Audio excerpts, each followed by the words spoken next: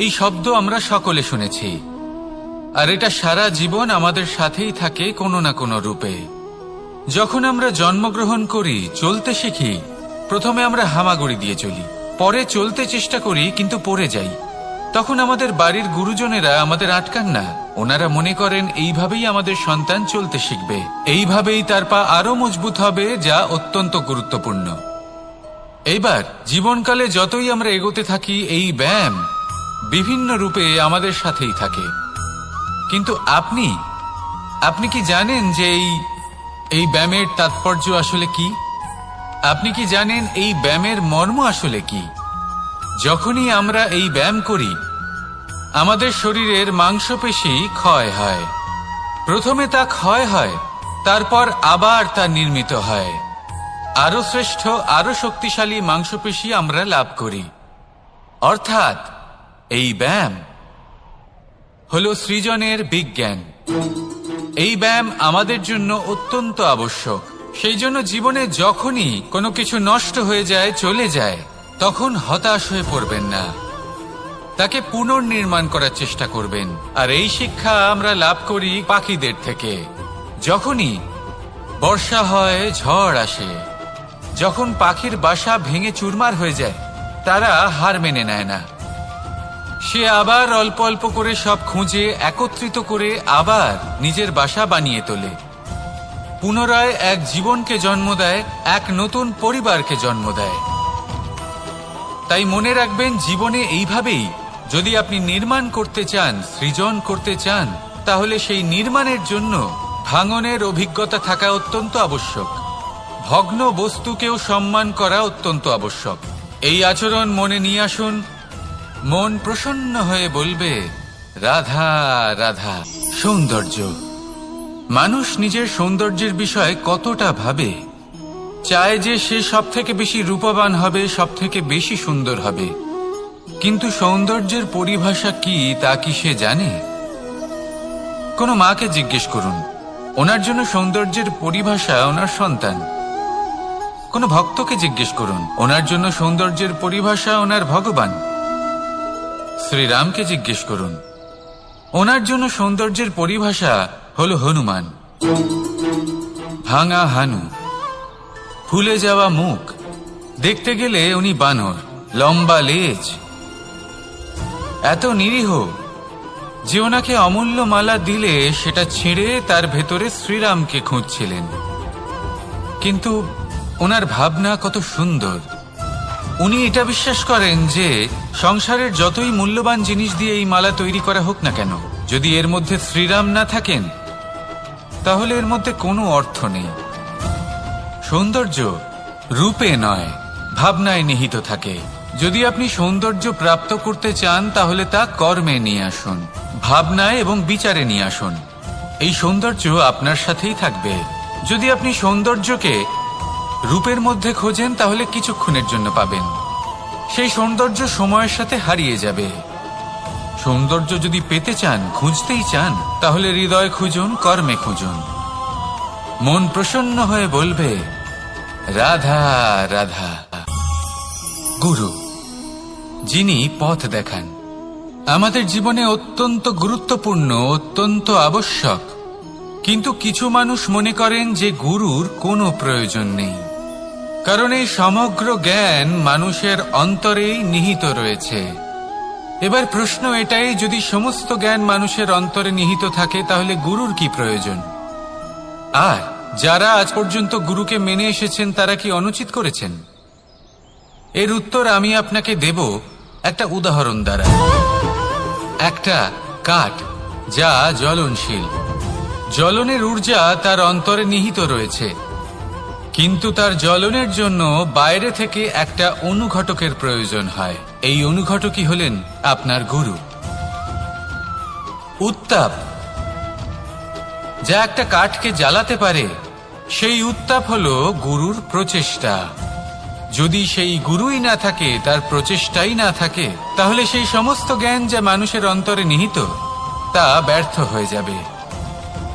যদি আপনার সাথে আপনার গুরু থাকেন, আপনার পথ প্রদর্শন করেন, আপনার অন্তরের জ্ঞানকে বাইরে নিয়ে আসতে পারেন, তাহলে তাকে সম্মান করুন। আর আমার সাথে ভালোবেসে বলুন, রাধা রাধা। মানুষ ছোট হোক বা বড়, রাজা হোক বা দরিদ্র, সমস্ত মানুষের মধ্যে একটা সামঞ্জস্য থাকে। সমস্ত মানুষের কাছে তার প্রশংসা অত্যন্ত গুরুত্বপূর্ণ। সে খুবই প্রসন্ন হয় যদি আপনি তার প্রশংসা করেন, কিন্তু আপনি যদি তাকে এটা বলেন যে এটা তোমার ভুল ছিল, তোমার কিছু খামতি ছিল, তখন সেটা সে মানতে রাজিই থাকে না। সব মানুষ এটা শুনতে পছন্দ করে যে সে যেটা করেছে সেটাই সর্বোত্তম। এবার আমি আপনাকে একটা কথা বলি, এ হলো নিন্দা, এ হলো প্রশংসা, আর এই হলো সত্য, যা সবার থেকে উচ্চস্থানীয়। সেই জন্য মানুষ আয়না দেখে। আয়না তাকে তার সৌন্দর্য দেখায় না, তাকে দেখায় যা সত্য, যাতে মানুষ আরো সুন্দর হওয়ার চেষ্টা করতে থাকে। তাই আয়না অত্যন্ত গুরুত্বপূর্ণ সত্যকে জানার জন্য। জীবনে নিন্দুকের মাহাত্ম্য প্রশংসকের মাহাত্ম্যের থেকে অনেক বেশি। কেন? কারণ তারা আপনাকে আপনার খামতি দেখায়, আপনার ভুলগুলো বুঝিয়ে দেয়, আপনাকে একটা সুযোগ দেয় নিজেকে শুধরে নিতে, নিজেকে আরো শ্রেষ্ঠ করে তুলতে, যা প্রশংসক করতে পারে না। তাই জীবনে যদি কখনো নিন্দা করা হয়, তাকে ভালোবেসে গ্রহণ করুন, ধন্যাত্মক রূপে গ্রহণ করুন। যদি নিজেকে কোনো শিক্ষা দেওয়া সম্ভব হয় তাহলে অবশ্যই দিন। দেখবেন মন প্রসন্ন হয়ে বলবে, রাধা রাধা। মানুষ যখন কোনো শক্তি লাভ করে তখন সে নিজেকে বলশালী মনে করে। শক্তি লাভ করলেই তার মধ্যে অহংকার চলে আসে, অভিমান চলে আসে। তার কারণ হলো সে একটা সহজ কথা বুঝতেই পারে না। এই সব যা হচ্ছে সময়ের জন্য হচ্ছে। সময়ের থেকে বেশি বলশালী আর কেউ নেই। এই সময়ের জন্যই রাবণ ভক্তি দ্বারা কৈলাস পর্বত তুলে নিয়েছিলেন। আবার সেই সময়ের জন্যই, সেই কারণেই রাবণকে বধ হতে হলো। তার সাথে সাথে রাক্ষস কুলও ধ্বংস হয়েছিল এবং লঙ্কাও ভস্ম হয়ে গেছিল। দেখতে গেলে জন্ম থেকে মৃত্যু পর্যন্ত এই যে সময়, সেটাই হলো জীবন। কিন্তু তার মধ্যেও যা সময় আসে কোনো কারণেই আসে। সেই সময় আমরা যাপন করে কিছু শিখতে পারি। তাই আজ যে সময় আপনার হাতের কাছে আছে তাকে মুষ্টিবদ্ধ করে রাখুন, তাকে সামলে রাখুন, তাকে সংযত করে রাখুন, অনুভব করুন, তার থেকে কিছু শিখুন, তাকে কোনোভাবেই ব্যর্থ হতে দেবেন না। আর এটা জেনে রাখুন যে ভবিষ্যতে যা কিছু হতে পারে, যা কিছু হতে চলেছে, সেটা না আপনি জানেন আর না তা আপনার বশে রয়েছে। সেই জন্য আজ অহংকার বা অভিমান করে নিজের ভবিষ্যতের ক্ষতি করবেন না, সেই অনর্থ ঘটাবেন না। এটাই হলো সময়ের অর্থ। আসুন আমার সাথে ভালোবেসে বলুন, রাধা রাধা। পরিকল্পনা অত্যন্ত গুরুত্বপূর্ণ, এটা আমাদের জীবনে অত্যন্ত আবশ্যক, এটা আমাদের জীবনে। কিন্তু এই পরিকল্পনা ঠিক কতটা হওয়া উচিত, অর্থাৎ এই পরিকল্পনার সম্পর্কে কতটা চিন্তা করা উচিত, কতটা ভবিষ্যতের বিষয়ে চিন্তা করা উচিত। এবার দূরদর্শিতা অত্যন্ত বিশিষ্ট গুণ মানব জীবনে, কিন্তু দূরদর্শিতায় এতটাও মগ্ন হওয়া উচিত নয় যে কাছের জিনিসগুলোই নজরে না পড়ে। আজকের কথা বাদ দিয়ে শুধুই ভবিষ্যৎ নিয়ে চিন্তা করা অনুচিত। এবার দেখুন, পরিকল্পনা করুন, কিন্তু তার থেকে বেশি উপভোগ করুন। এই মুহূর্ত সম্পর্কে অবগত নয়, কিন্তু ভবিষ্যতের কথা আমরা চিন্তা করতে থাকি। আমি এটা অনুভব করতে চাই, ওইটা অনুভব করতে চাই, ওই আনন্দ প্রাপ্ত করতে চাই। এটা অনুচিত। পরিকল্পনা করুন, সংযত করুন, কিন্তু আজকে, বর্তমানকে, এই মুহূর্তকে, জীবনের বাস্তবিক আনন্দ এটা, আর জীবনযাপনের সব থেকে শ্রেষ্ঠ পথও এটা। আসুন আমার সাথে ভালোবেসে বলুন, রাধা রাধা। ফাগুন পূর্ণিমাতে পালন করা হয় এই বিশেষ উৎসব, যার নাম শুনতেই রঙের কথা মনে পড়ে, মন উচ্ছ্বসিত হয়ে ওঠে। এই উৎসবের নাম হলো দোল। এমন কি বিশেষ রয়েছে এই উৎসবে যা অন্য কোনো উৎসবে নেই। ত্যাগ। নতুন কোনো রঙকে আপন করে নিতে গেলে পুরনো রঙকে ত্যাগ করে দিতে হয়। সাতরঙা হওয়ার জন্য সাদা কাপড়কেও নিজের উপর নতুন রং ধারণ করতে হয়। আর এই ত্যাগ একেবারেই সরল নয়। সেই জন্যই তো রং খেলার পূর্বে আমরা হোলিকা দহন করি। হোলিকার অন্ত হল, আর প্রহ্লাদ বেঁচে গেল। অর্থাৎ যা অপবিত্র ছিল, অসত্য ছিল, তার অন্ত হল, আর যে পবিত্র ছিল, যে সত্য ছিল, সে থেকে গেল। এইভাবে আপনিও আপনার মনের মধ্যে যত বিকার রয়েছে, যে বিকারের বোঝা আপনি বয়ে নিয়ে চলেন, সেই ভার হোলিকা দহনে ভস্ম করে দিন। নিজেকে হালকা বোধ করবেন, আর যখন নিজেকে হালকা বোধ করবেন, নিজে থেকেই জীবনে উন্নতি করবেন। তাই এই দোলে নিজেকে বিকার মুক্ত করুন। দোলের এই আনন্দ আরো অনেক বেড়ে যাবে, আর মন প্রসন্ন হয়ে বলবে, রাধা রাধা। এই বছর দোলে নিজের প্রিয়জনকে কোন রঙে রাঙিয়ে তুলতে চান আপনি? লাল, সবুজ, হলুদ, নীল, সাতরঙা, অনেক রং রয়েছে। আমাকে জিজ্ঞেস করলে আমি বলবো, এই বছরও ওই রঙেই খেলবো যে রং দিয়ে আমি ছোটবেলা থেকে আজ পর্যন্ত খেলে এসেছি। প্রেমের রং। প্রেমের এই রং যা হয়তো দেখা যায় না, কিন্তু যখন এই প্রেমের রং গায়ে লাগে, তখন সব রঙই ভালো লাগে। প্রেম যাতে কোনো রং অশুভ মনে হয় না, সবই ভালো মনে হয়। এটা হলো সেই প্রেম যার জন্য আমি প্রেমের দেবতা হয়েছি। আর সত্যি বলতে আপনারও কিন্তু এই প্রেমের রং দিয়ে খেলা উচিত। প্রচেষ্টা করুন। আপনি এই দোলে যত খুশি রং দিয়ে খেলুন না কেন, তাতে এক বিন্দু প্রেমের রং অবশ্যই মিশিয়ে দেবেন। এই দোলের আনন্দ দ্বিগুণ হয়ে যাবে।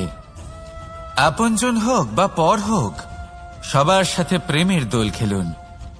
সবাই কাছাকাছি আসবে, আর সবাই কাছাকাছি এলে যে ঊর্জা তৈরি হবে, সেটাই হলো দোলের আসল রং। তাই এইবার দোলে সকলকে প্রেমের রঙে রাঙিয়ে তুলুন, আর এই প্রেম ভাব নিয়েই বলুন, রাধা রাধা। কাক এবং কোকিল এই দুই হলো শ্যামল বর্ণের, কিন্তু এই দুইয়ের মধ্যে যে পার্থক্য, সেটা জানা যায় বর্ষা ঋতুতে। যখন কাক নিজের কর্কশ স্বরে কা কা করে ডাকে, আর সেখানে কোকিল নিজের প্রসিদ্ধ সুমধুর কুহু স্বরে আমাদের মন জয় করে নেয়। এবার এটা শুধু কোকিল আর কাকের সাথে নয়, বরং প্রত্যেক মানুষের সাথে হয়ে থাকে।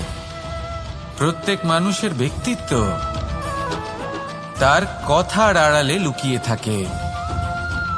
যদি আপনি কোনো মানুষকে জানতে চান যিনি নীরবতা পালন করে রয়েছেন, তাহলে হয়তো আপনি তাকে অন্য কিছুই ভাববেন। যদি কারোর ব্যক্তিত্ব সম্পর্কে জানতে চান, তাহলে তাকে বলতে দিন। সেই ব্যক্তির কথা শুনতে শিখুন। যদি এটা আপনি করতে পারেন, তাহলে আপনি নিজে থেকেই জানতে পেরে যাবেন যে সামনের মানুষের ব্যক্তিত্ব ঠিক কেমন। আসুন আর আমার সাথে ভালোবেসে বলুন, রাধা রাধা। এই সংসারের অন্তের, এর বিনাশের প্রারম্ভ কিভাবে হয়? কোন যোগের মাধ্যমে? কোন ভয়ানক অসুরের আগমনে? নাকি প্রকৃতির রাগের কারণে? না, এই সংসারের বিনাশের প্রারম্ভ হয় আমি থেকে। এই আমি, এই তুমি, এটা আমি করেছি, ওটা তুমি করেছো, এটা আমার, ওটা তোমার, আদি ইত্যাদি। এই ভাব যখন মনে বাসা বেঁধে নেয়, সর্বপ্রথম ঘর ভাগ হয়, তারপর বসতি, তারপর প্রাণ, আর তারপর দেশ, আর সবার শেষে সমস্ত সংসার ভাগ হয়ে যায়। আর এই ভাগ হয়ে যাওয়া শেষে মনোমালিন্যে পরিণত হয়। এখন এমত অবস্থায় কি করা যেতে পারে? কিভাবে বাঁচা যায় এই পরিস্থিতির থেকে, কিভাবে দূরে থাকা যায় এই বিনাশের থেকে? উত্তর সেই একটাই, করুণা। একে অপরের দরকারগুলি বুঝুন, একে অপরের সমস্যাগুলি বুঝুন, একে অপরের দুঃখের সাথী হয়ে দাঁড়ান, একে অপরের সুখের ভাগীদার হন। আর শেষে যখন এই আমি আমরাতে পরিণত হবে, তখন এই বিনাশ নিজে থেকেই দূরে চলে যাবে। তাহলে আমরাতে বিশ্বাস করতে শিখুন, আর আমার সাথে ভালোবেসে বলুন, রাধা রাধা। এই মুদ্রা, এবারে ভাবুন, এটাই আমাদের জীবন, জীবনের সুখ আর দুঃখ। এই মুদ্রার, এই জীবনের দুটি দিক। কিন্তু যখনই আমরা ঈশ্বরের কাছে প্রার্থনা করি, তখনই আমরা সুখ চাই, আর সেই সুখ আসেও। আর যখনই সেই সুখ আসে, তখন ব্যক্তি সর্বপ্রথম তাকে ভুলে যায় যে দুঃখের সময় ওনার সাথে ছিলেন। আর এমত অবস্থায় উনি সাহায্য করেন না, উনি করেন উপকার। আর এই উপকারের বদলে মানুষের থেকে উনি নিজের জন্য শ্রদ্ধা চান। আর সেই শ্রদ্ধা, সেই চাহিদার কারণে উনি নিজেকে অন্যদের থেকে শ্রেষ্ঠ, অন্যদের থেকে ভিন্ন মনে করতে বিবশ হয়ে যান। আর আলাদা হবার কারণে তার মধ্যে জেগে ওঠে অহংকার, আর সেটাই হয় তার পতনের কারণ। এবার এতে কি করা যেতে পারে? কি চাওয়া যেতে পারে ঈশ্বরের কাছে? এই প্রশ্ন অবশ্যই মনে আসে।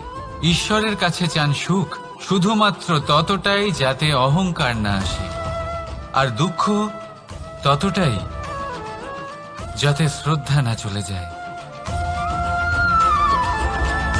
রাধা রাধা। এই সংসারে এমন কিছুই নেই যা সব সময় একই থাকবে। যা কিছু নির্মাণ হয়েছে তা একদিন অবশ্যই ভেঙে পড়বে, কিন্তু এই ভেঙে যাওয়ার বিশ্লেষণ আপনি কিভাবে করবেন তা আপনার উপরে নির্ভর করছে। ওই আকাশের দিকে তাকান, ওই মেঘ, ওটাও ভেঙে পড়ে, কিন্তু নিজে ভেঙে পড়ার সাথে বর্ষাকে তৈরি করে যায়। মাটির ডেলা অবশ্যই ভেঙে পড়ে, কিন্তু ব্যবহারযোগ্য মাটির রূপ নিয়ে। এই ধরিত্রীর বুকে কোনো এক বীজ যখন ভেঙে পড়ে, তখন ধরিত্রীর উপর এক বিশাল আকারের বৃক্ষ নির্মাণ করে। যদি জীবনে কিছু ভেঙে পড়ে, তাহলে নিরাশ হয়ে পড়বেন না, নিজের সাহস হারাবেন না। ধনাত্মক দৃষ্টিভঙ্গি দিয়ে দেখতে চেষ্টা করুন। মনে করুন, নিয়তি নিশ্চয়ই আপনার জন্য আরো ভালো কিছু ভেবে রেখেছে, যা ভবিষ্যতে আপনার প্রতীক্ষা করছে। ধনাত্মক চিন্তা ভাবনা করতে থাকুন, তারপর দেখবেন শ্রেষ্ঠ রচনা নিজেই তৈরি হবে। রাধা রাধা। চলতে থাকা, থেমে যাওয়া, বিশ্রাম নেওয়া, তারপর দম নিয়ে পুনরায় দাঁড়িয়ে পড়া, আর তারপর আবার সেই পথ চলা। এটা জীবনের অভিন্ন এক অঙ্গ, এটার থেকে আপনি পালাতে পারবেন না। কিন্তু এই অঙ্গকে আপনি নিজের জীবনে কিভাবে প্রয়োগ করবেন, কিভাবে তাকে কাজে লাগাবেন, সেই সিদ্ধান্ত আপনাকে নিতে হবে। যারা হেরে যান তারাও জীবনে থমকে যান, আবার যারা জেতেন তারাও দাঁড়িয়ে পড়েন। যারা হেরে যান তারা হাঁপিয়ে দাঁড়িয়ে পড়েন, যারা জিতে যান তারা দাঁড়িয়ে পড়েন সেই সর্বোচ্চ স্তরে পৌঁছে গিয়ে। এবার দাঁড়াতে তো আপনাকে হবেই, তা হতেই হবে। কিন্তু কখন, কিভাবে দাঁড়াবেন, ক্লান্ত হয়ে নাকি সর্বোচ্চ স্তরে পৌঁছে গিয়ে, সেই সিদ্ধান্ত আপনার। অবশ্যই দাঁড়িয়ে পড়ুন, কিন্তু ক্লান্ত হয়ে নয়, কারণ আপনাকে পুনরায় দাঁড়িয়ে পড়তে হবে, পুনরায় যাত্রাপথে এগোতে হবে এবং সর্বোচ্চ স্তরে পৌঁছতেই হবে। রাধা রাধা। স্বপ্ন, আমরা জীবনে স্বপ্ন দেখতে থাকি, সেটা পূরণ করার পূর্ণ প্রয়াস করে থাকি। কিন্তু এই স্বপ্ন পূরণ না হওয়ার পরিস্থিতিতে আমরা ভেঙে পড়ি, ছিন্ন বিচ্ছিন্ন হই। আর তারপরেই বোঝা আমরা আগামী প্রজন্মের ওপর রীতিমতো চাপিয়ে দিই। আমরা এটাই মনে করি যে আমরা যেটা হতে পারিনি সেটা আমাদের সন্তান অবশ্যই হবে। আমরা যা কখনো পাইনি আমাদের সন্তান অবশ্যই তা পাবে। এটা যে অনুচিত সেটা আমরা ভাবি না, কিন্তু এটা ভুল।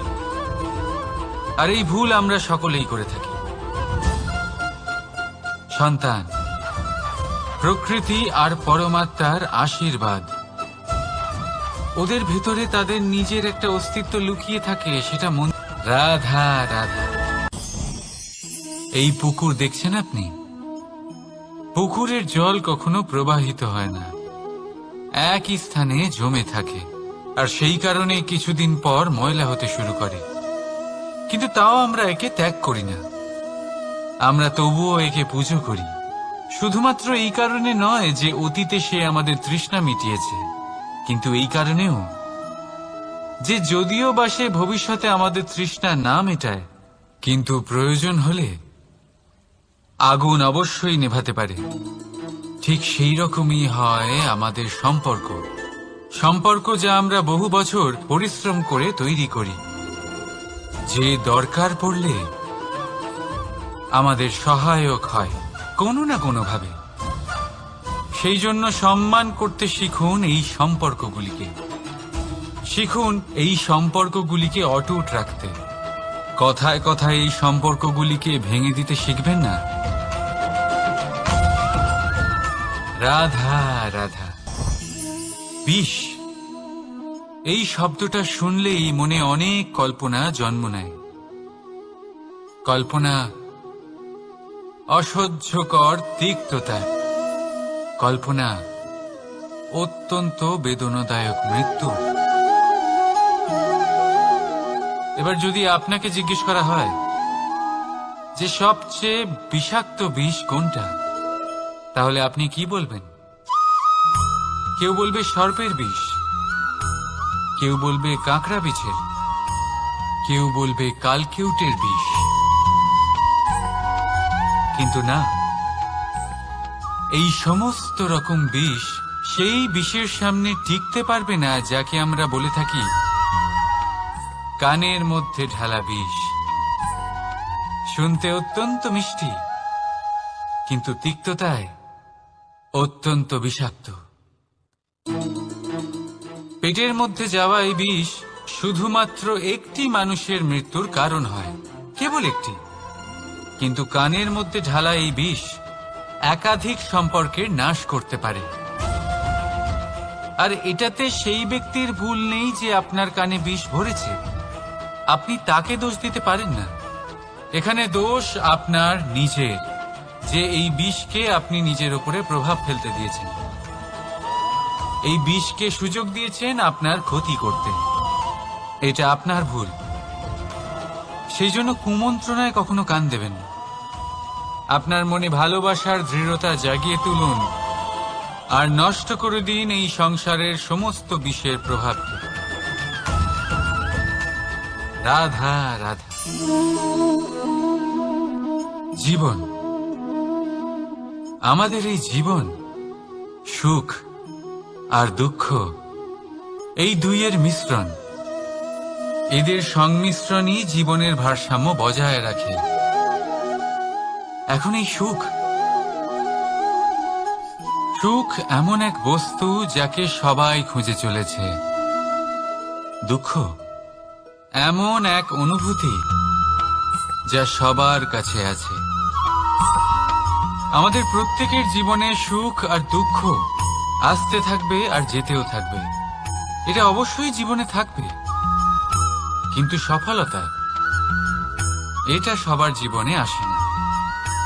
কেন? কারণ এই সফলতা সুখ আর দুঃখের দ্বারা প্রাপ্ত হয় না। সফলতা প্রাপ্ত হয় নিজের উপরে বিশ্বাস করতে থাকলে।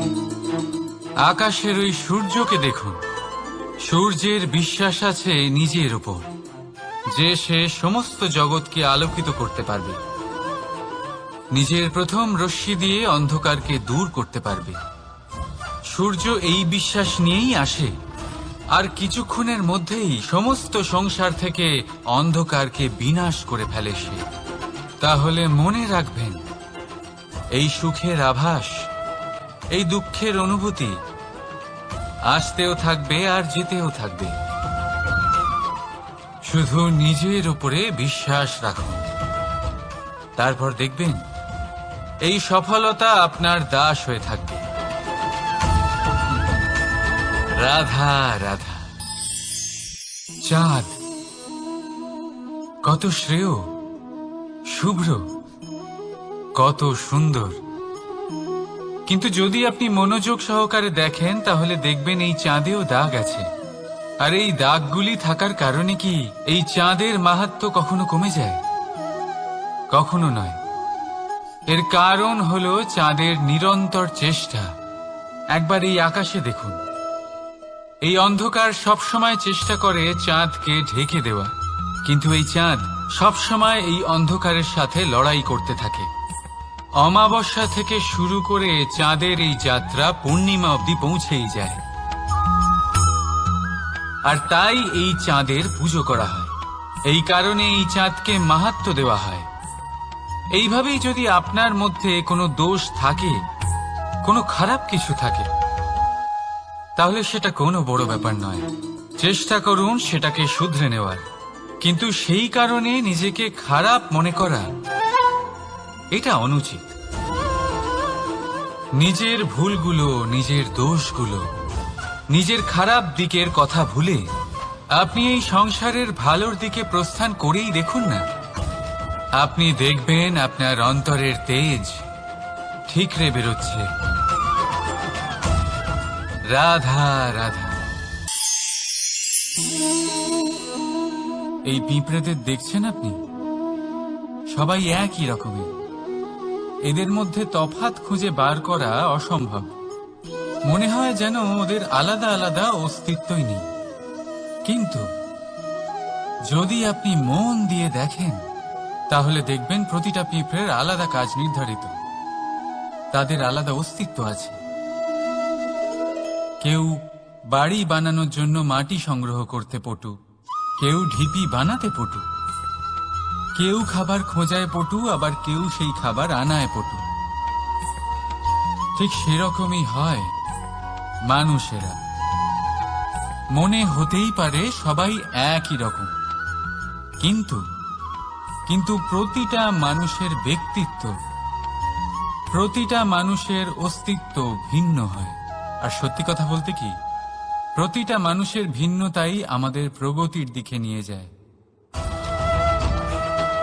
ভাবুন, যদি আপনাকে কারোর সাথে হাত মিলিয়ে চলতে হয়, তাহলে আপনাকে আপনার সোজা হাত তার উল্টো হাতে ধরে এগোতে হবে। এটাই সৃষ্টিকর্তার সৃষ্টির নিয়ম।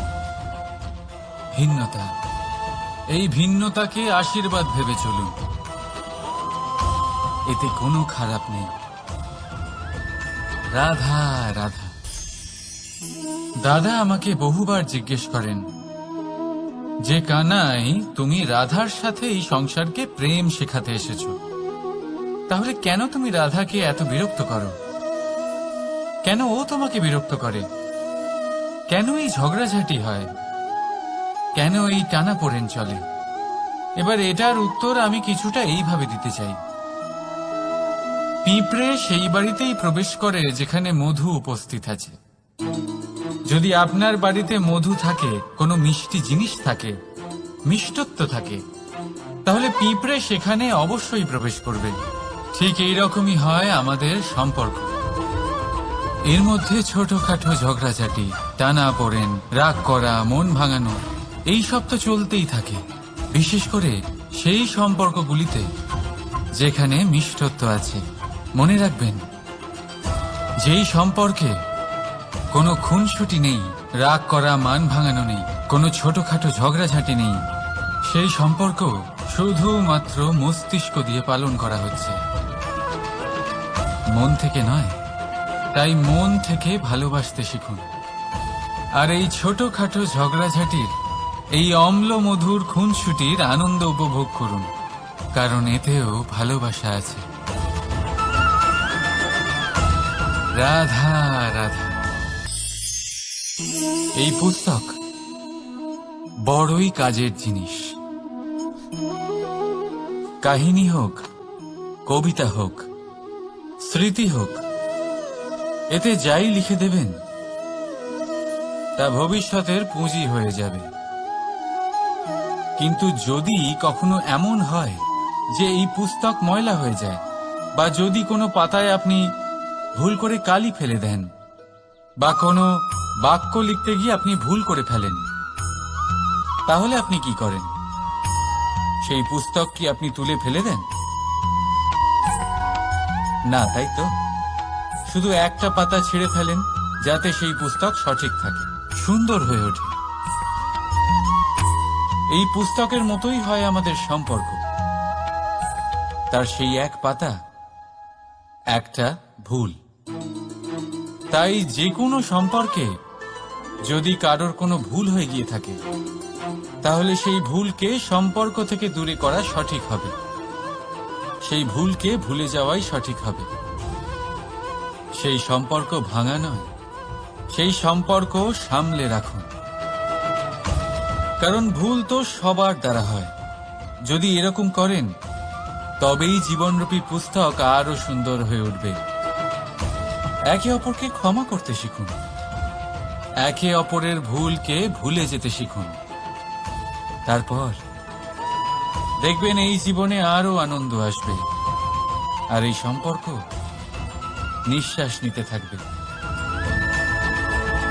রাধা রাধা।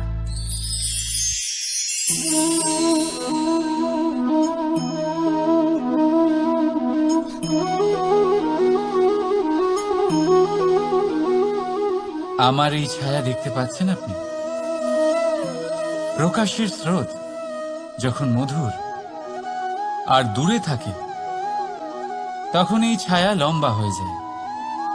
কিন্তু যেই প্রকাশের স্রোত মাথার উপরে চলে আসে, এই ছায়ার আকার ক্রমশ ছোট হতে থাকে, আর অন্ধকারে তো এই ছায়া বিলুপ্ত হয়ে যায়। কিছুটা এরকমই হয় আমাদের অহংকার। সুখের আগমন হলে, বৈভবের উপলব্ধিতে এটা বাড়তে থাকে। কিন্তু যেই সংকটের তাপ বেড়ে ওঠে, অহংকার ছোট হতে থাকে। আর যখন সংকটের এই অন্ধকার আমাদের চারিদিক থেকে ঘিরে ধরে, তখন এই অহংকার আমাদের ছায়ার মতোই বিলুপ্ত হয়ে যায়। কেউ নয়, এই আত্মসম্মান নয়, এ হলো অহংকার। আর অহংকার আর কিছুই নয়, শুধু পতনের দিকে প্রথম পদক্ষেপ। আর এই জীবনে পতনের দিকে নয়, প্রেমের দিকে এগিয়ে যান। আর আমার সাথে ভালোবেসে বলুন, রাধা রাধা। আপনি কি কখনো ফলে ফুলে পরিপূর্ণ বৃক্ষ দেখেছেন? তার ডালগুলো কিরকম স্বাধীনভাবে বেড়ে ওঠে। কিন্তু যদি এই ডালগুলো মূলের সাথে ঠিকভাবে যুক্ত না থাকে, সেই বৃক্ষের মূলগুলি গভীর না হয়, তাহলে কি হবে? তাহলে কি সে সেই সব সুবিধা পাবে? কখনোই নয়। সেই বৃক্ষের ডাল পড়ে যাবে, সেই বৃক্ষ ভূমিষ্ঠ হয়ে যাবে। ঠিক সেইভাবেই চিন্তাভাবনার স্বাধীনতার আনন্দ আপনি তখনই আস্বাদন করবেন যখন আপনার শিক্ষা গভীর হবে। তাই স্বাধীন থাকুন দৃষ্টিভঙ্গিতে, কিন্তু যুক্ত থাকুন শিক্ষার সাথে। রাধা রাধা। মানুষ তার জীবনে দুই ধরনের পরিস্থিতিকে খুব ভয় পায়। এক, কোনো কারণবশত কারোর সামনে নত হওয়া। দুই, কোনো কারণে নিজের চরিত্র থেকে, নিজের মূল্যবোধ থেকে বিচ্যুত হওয়া। এবার কেন হয় এরকম যে কথায় কথায় কারোর সামনে নত হতে হয়? কেন বারংবার নিজের চরিত্র থেকে চ্যুত হতে হয়? এরকম কেন হয়? এটা তখনই হয় যখন আমাদের শিক্ষা এবং মূল্যবোধের অভাব থাকে। যদি মানুষের মধ্যে প্রকৃত শিক্ষা থাকে তাহলে এই সংসারে কোনো সময় এবং কারোর সামনেই নত হওয়ার কোনো প্রয়োজন নেই। যদি মানুষের মধ্যে মূল্যবোধ থাকে তাহলে তাকে নিজের মূল্যবোধ বা চরিত্র থেকে বিচ্যুত হতে হয় না, তা সে যাই হয়ে যাক না কেন। কোনো বালককে যদি জন্ম থেকেই সুশিক্ষার অধিকারী করা হয়, শিক্ষিত করা হয়, মূল্যবোধের অধিকারী করা হয়, তবে সে এই সংসারে এমন কর্ম করবে যাতে সে নিজেকে, নিজের পরিবারকে, সমগ্র সমাজকে গর্বিত করতে পারে। শিক্ষা লাভ করুন, মূল্যবোধ লাভ করুন এবং আমার সাথে ভালোবেসে বলুন, রাধা রাধা। এই সংসারে কোনো বস্তু হোক বা ব্যক্তি হোক, তার একার গুরুত্ব কিন্তু খুব বেশি নয়। একটা উদাহরণ হিসেবে বৃষ্টির ফোঁটাকে ভেবে দেখুন। যদি একটি বৃষ্টির ফোঁটা হয় তাহলে তার খুব বেশি গুরুত্ব থাকে না, কিন্তু যখন সহস্র বৃষ্টির ফোঁটা মেঘের মধ্যে দিয়ে ঝরে পড়ে তখন সেটা বর্ষার রূপ ধারণ করে। সেই বর্ষা যা এই প্রকৃতিকে শান্ত করে। সেইভাবেই পাথরের ছোট টুকরো, তার খুব বেশি গুরুত্ব থাকে না, কিন্তু যখন অসংখ্য পাথরের টুকরো একত্রিত হয় তখন তা পর্বতের আকার ধারণ করে। সেইভাবেই কিছু মানুষ যখন একত্রিত হন তখন তৈরি হয় পরিবার, কিছু পরিবার যখন একত্রিত হয় তখন তৈরি হয় সমাজ, যখন অনেক সংখ্যক সমাজ একত্রিত হয় তখন তৈরি হয় রাজ্য। এবার এই রাজ্যের সব থেকে গুরুত্বপূর্ণ ব্যক্তি হতে পারেন রাজা, কিন্তু তাও সেই রাজা একা কিছু করতে পারেন না। যুদ্ধ লড়ার সময় তারও নিজের সৈন্যদলকে প্রয়োজন পড়ে। কিন্তু এই সংসারে এমন একজন ব্যক্তি আছেন যিনি একাই সব কাজ করতে থাকেন, এবং সেই ব্যক্তি হলেন মা। আমাদের জীবনে একজন পিতার ভূমিকা কিন্তু নিঃসন্দেহে অমূল্য, কিন্তু আমাদের সকলের জীবনে যে ভূমিকা একজন মায়ের তা অন্য কারোর থাকে না। একজন মা একাই সন্তানকে বড় করতে পারেন, সংস্কারী করে তুলতে পারেন, তার জন্য পরিশ্রম করেন। আর এত কিছু কাজ করার পরেও তার কাজের জন্য তিনি প্রশংসা অবশ্য পান না। উল্টে যদি সেই সন্তান অনুচিত পথে চালিত হয়, অনুচিত কর্ম করে, তখন সেই মাকেই অপবাদের পাত্র হয়ে উঠতে হয়। আমাদের জীবনে মায়ের যোগদান কতটা সেটা বুঝুন। আপনাকে বড় করে তোলার জন্য উনি কতটা পরিশ্রম করেছেন সেটা বুঝুন। আজ থেকে, এখন থেকে, এই মুহূর্ত থেকে মাকে সম্মান করতে শিখুন। যখন সময় পাবেন, যখন সুযোগ হবে, তখন তার প্রশংসা করুন, ওনারও ভালো লাগবে। আর মায়ের এই মমতার জন্য, তার এই ভূমিকার জন্য আসুন সবাই মিলে আমরা তাকে প্রণাম করি, আর সকলে মিলে ভালোবেসে বলি, রাধা রাধা।